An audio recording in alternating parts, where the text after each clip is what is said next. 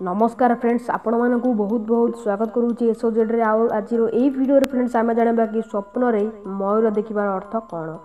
तो friends video start करने पूर्व जदि आपने प्रथम थर भी आम चैनल देखते वीडियो तले देखुए लाल कलर सब्सक्राइब बटन को प्रेस कर सब्सक्राइब करनी आउ पाखे आसुवा बेल आइकन को प्रेस कर। तो फ्रेंड्स स्वप्न भविष्य में होगा जाऊा भल मंद घटना विषय संकेत देता है।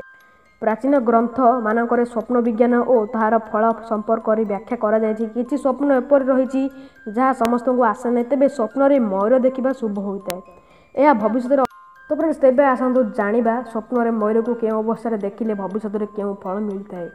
जदि स्वप्न रे अंडीरा मयूर और माई मयूर को एकाठी बसबार देखिले तेबे आपण यही नियमटी को मन रखु कि विवाहित जोड़ी लगी शुभ होता है। जदि आप विवाहित पुरुष कि स्त्री अच्छा स्वप्न रे मयूर नाचबार देखिले तेबे आपण निश्चित हो जिवे जे आपण भाग्योदय अटंते एवं आपको निकट भविष्य में किसी ना किसी लाभ हो पारे।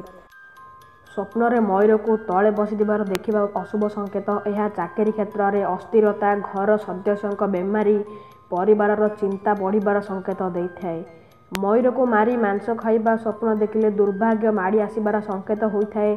कौन सी वृक्ष रे एकांतर मयूर बसबार देखिले तेबे शत्रु भय लगी रही आपण को संकेत मिलता है। तो फ्रेंड्स ये सब कि स्वप्न रे मयूर देखार संकेत। फ्रेंड्स आशा करूँ ये वीडियो आपको निहत भाव में किसी न किसी हेल्पफुल रही। जदि आपको ये वीडियो पसंद आसी था निहत गोटे लाइक करेंगे। ता सहित जदि आपर यही चैनल को प्रथम थर में देखुं ताहले वीडियो तले देखुए लाल कलर सब्सक्राइब बटन को प्रेस कर सब्सक्राइब कर दिंतु आउ ता पाखरे आसुवा बेल आइकन को प्रेस कर दिंतु। तो फ्रेंड्स रोची पुणी थर देखा गोटे नुआ इंटरेस्टिंग वीडियो सहित टेक केयर एंड बाय।